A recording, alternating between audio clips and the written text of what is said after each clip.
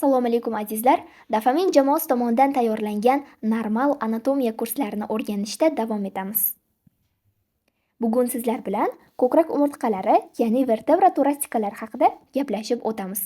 Ko'krak umurtqalari tanamizning orqa ko'krak sohasida joylashgan bo'lib, ularning soni 12 tani tashkil etadi va ular ko'krak qafasimizning orqa devorini hosil qilib beradi.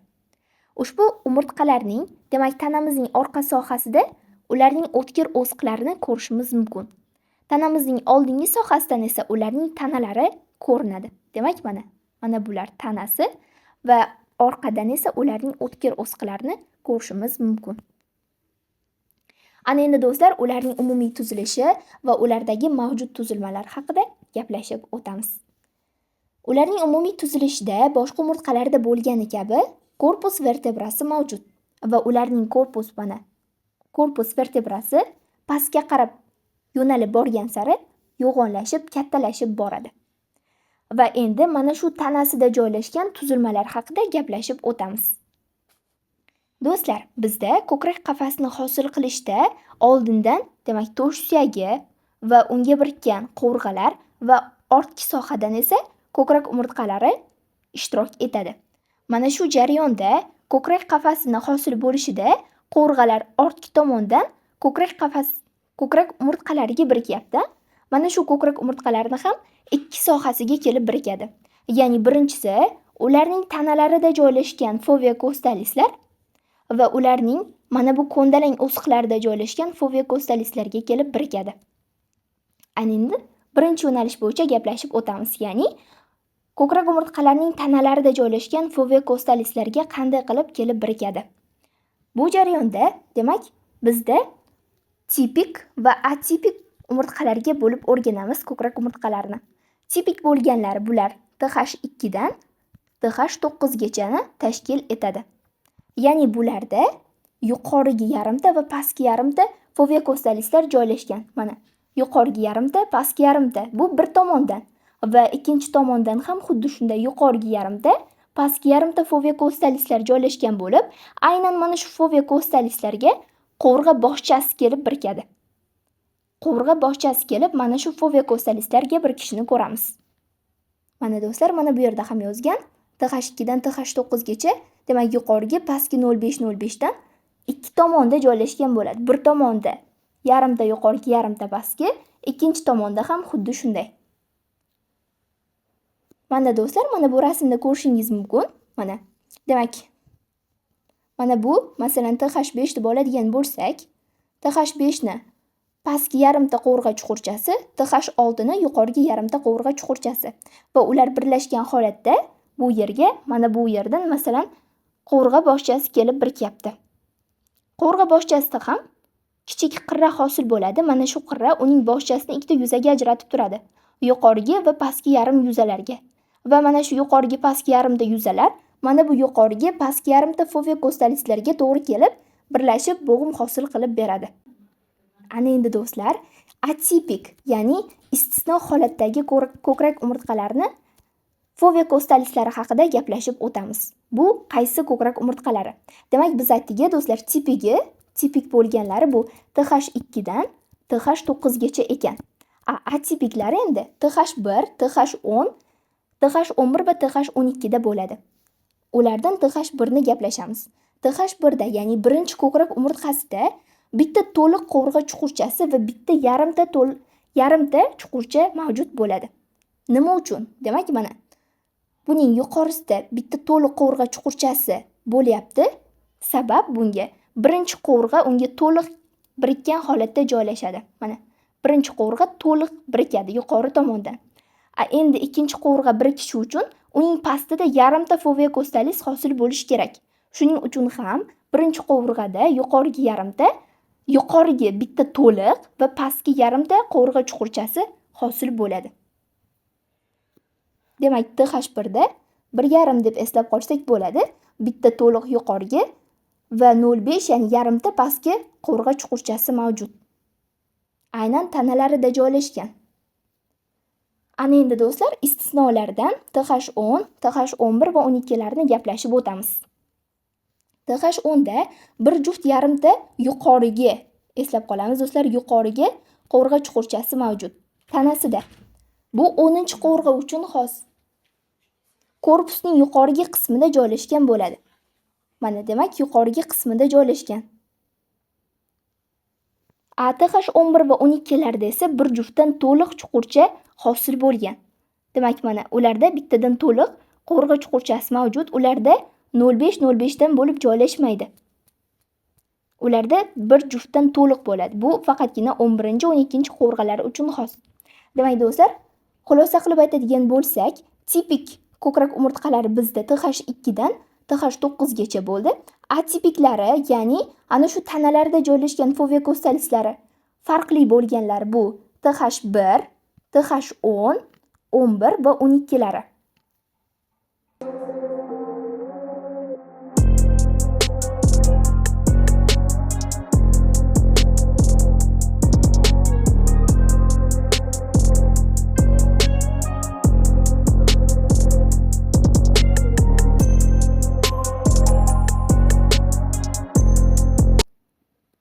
Ana endi do'stlar, arkus vertebra haqida gaplashamiz. Ko'krak umurtqasining arkus vertebrasi ham boshqa umurtqalarniki kabi umurtqa teshigini hosil qilib beradi. Demak, ularda ikkita qism mavjud edi, eslatib o'taman. Ularda peduncular arkus vertebra va ularning laminasi bor edi va ular birlashish hisobiga arkus vertebrani hosil qilar edi. Oldingi tomondan esa tanasi chegaralab turadi. Foramen vertebrali. Demak, foramen vertebralis, ya'ni mana bu teshik bo'yin va bel umurtqa teshiklariga nisbatan torroq bo'lib joylashgan bo'ladi. Nima uchun deydigan bo'lsak do'stlar, aynan bo'yin va bel umurtqalarining foramen vertebralilar hisobiga hosil bo'lgan canals vertebralis qismida, ya'ni umurtqa kanal sohasida orqa miya nisbatan yo'g'onroq va kattaroq bo'lib joylashgan bo'ladi. Ko'krak umurtqalari sohasidagi foramen vertebralida esa orqa miya nisbatan ingichkaroq va qisqaroq bo'lib joylashadi. Shuning uchun ham ularda foramen vertebralisi nisbatan torroq bo'ladi. Ana endi do'stlar, o'simtalari, ya'ni protsessuslari haqida gaplashib o'tamiz. Ulardan birinchisi o'tkir o'sig'i, protsessus spinozusi. Biz gaplashib o'tgan edik, bu yoydan oldinga qarab yo'nalgan o'tkir o'sig'i. Bularda o'tkir o'siqlari boshqa umurtqalardan farqli ravishda uzun, o'tkir va pastga qarab yo'nalgan holatda bo'ladi. Va bu demak, ko'krak umurtqalarining o'tkir o'siqlari bir-birini ustidan yopib, cherepitsa singari birlashib turadi. Demak, masalan, mana bu bitta ko'krak umurtqasi TH5 deb oladigan bo'lsak, uni pastida joylashgan TH6, uning ham o'tkir o'sig'i mana shunday shaklda joylashgan va bir-birini cherepitsa singari yopib turadi. Ana endi do'stlar, ko'ndalang o'siqlari, ya'ni protsessus transversuslarini gaplashib o'tamiz. Protsessus transversus, ya'ni ko'ndalang o'siqlari yon tomonga qarab yo'nalgan. Demak, mana yoydan yon tomonga qarab yo'nalgan ko'ndalang, aynan mana shu ko'ndalang o'sig'ida fovea costalislari mavjud bo'ladi. Boya aytib o'tdik do'stlar, qovurg'alar ko'krak umurtqalarining ikkita qismiga kelib birikar edi.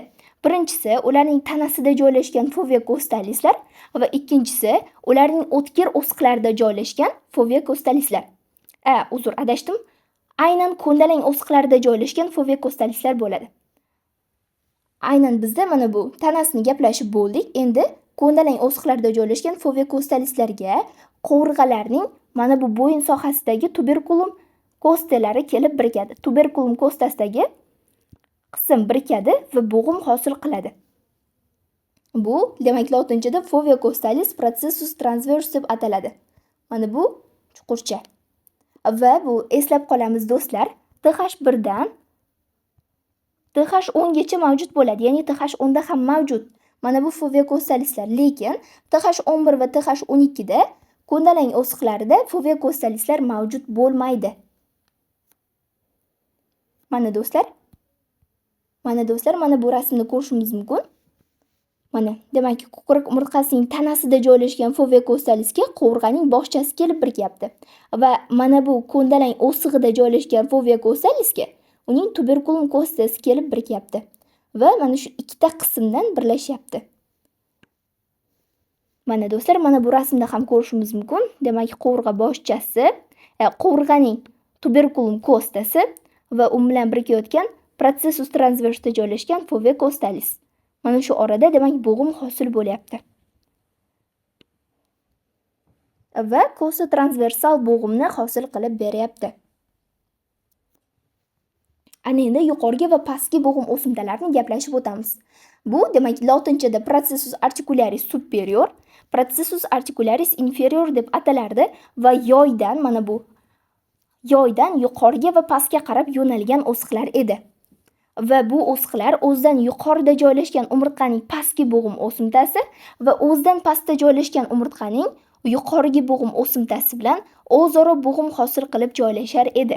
Do'stlar, buni ham oldingi mavzularda gaplashib o'tgan edik.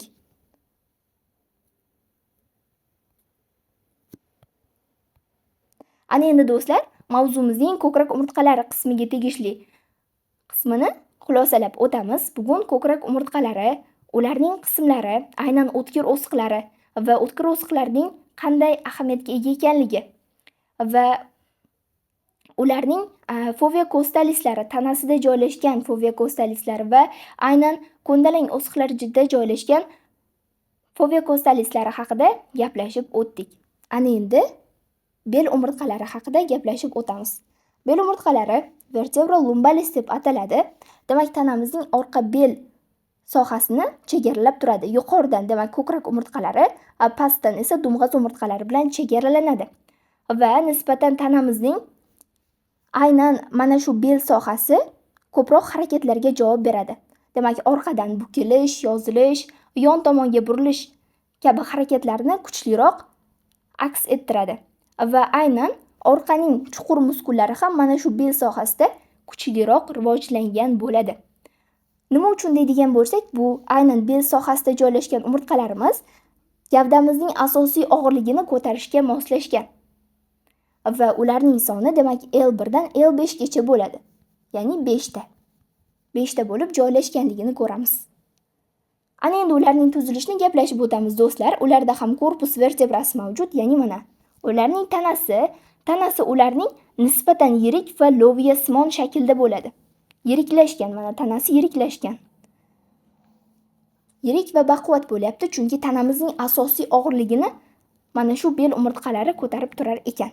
Arcus vertebrasi, demak mana arcus vertebra doimgidek peduncular arcus vertebra laminalar qo'shilishining hisobiga arcus vertebralari hosil bo'lmoqda. Foramen vertebrali umurtqa kanali ichida eng keng qismi. Yuqorida gaplashib o'tgan do'stlar, bo'yin va bel umurtqalarining sohasida demak foramen vertebrali nisbatan keng bo'ladi, orqa miyani joylashishiga ko'ra. Ko'krak umurtqalari sohasida esa ularning foramen vertebrasi nisbatan torroq bo'lar edi. Chunki orqa miya ham aynan ana shu sohalarda qisqa, ingichkaroq bo'lib joylashgan edi. Ana endi o'simtalari processus spinosus. Bularda o'tkir o'siqlari orqaga nisbatan tik yo'nalgan holatda bo'ladi. Ya'ni pastga qarab uchqur bo'lib joylashmagan, nisbatan tik yo'nalgan bo'ladi. Va do'stlar, bizda lumbar punksiya degan narsa bor. Ya'ni orqa miyadan biopsiya olish holatlarida aynan mana shu bel umurtqalari sohasidan qilinadi. Bu 3-4 bel umurtqalari sohasidan mana bu ikkita o'tkir o'siqlari orasiga o'zining maxsus ignasi yordamida kiritilib orqa miyadan biopsiya olinadi. Chunki ularda joylashgan mana bu o'tkir o'siqlari nisbatan tik yo'nalgan va igna kiritishiga nisbatan yengillik yaratadi. Ana endi processus transversuslari. Mana processus transversuslari yon tomonga qarab yo'nalganligini ko'ramiz.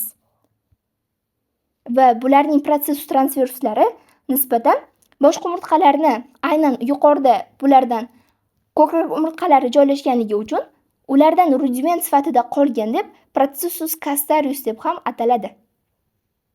Ana endi do'stlar, processus articularis superior va inferiorlari mana ularda ham demak yuqoriga va pastki bo'g'im o'simtalari mavjud va ular ham o'zidan yuqorida va pastda joylashgan umurtqalarning bo'g'im o'siqlari bilan bo'g'im hosil qilib turadi. Va do'stlar, aytib o'tamiz, bel umurtqalarida boshqa umurtqalardan farqli bo'lgan yana ikkita o'siq mavjud. Bular processus accessorius va processus mamillaris.